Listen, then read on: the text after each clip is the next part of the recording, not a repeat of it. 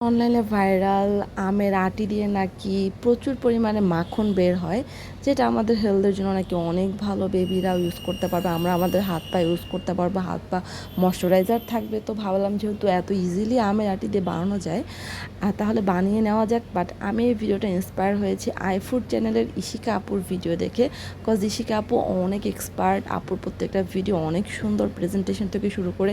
আপু যেহেতু দেশের বাইরে থেকে রান্নার উপর পড়াশোনা করে আসছে, সো আপু এইসব ব্যাপারে অনেক এক্সপার্ট। তো দ্যাটস হচ্ছে আপুর ভিডিও থেকে ইন্সপায়ার হয়ে আমি এই ভিডিওটা করছি।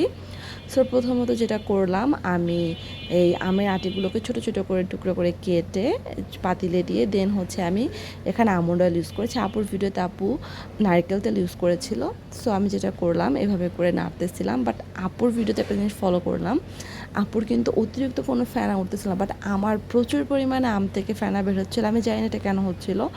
সো এত পরিমাণে ফেনা বের হচ্ছিলো, পরে আমি ভাবলাম যে এটা তো স্বাভাবিক বের হওয়ার কথাই, কজ আমের আটিতে প্রচুর পরিমাণে কষ থাকে, যে কষটা বের হচ্ছিল। আর আমের কষ আমাদের হেলথের জন্য কখনোই ভালো না। আপনারা জানেন আমের কষ কোথাও লাগলে সেই জায়গাটা ঘা হয়ে যায়, সেটা সারতেও অনেকটা টাইম লাগে। সেখানে আমের এত কষ বের হচ্ছে, এটা কিভাবে আমাদের হেলথের জন্য ভালো হতে পারে আমার একদম চিন্তার বাইরে। পরবর্তীতে দেখলাম কোনোভাবেই এই কষ বেরোনো বন্ধ হচ্ছিল না। তারপর আমি যেটা করলাম, চুলাটা বন্ধ করে দিলাম, কজ আমের আটিগুলো সম্পূর্ণ দেখেন ব্রাউন হয়ে গেছে।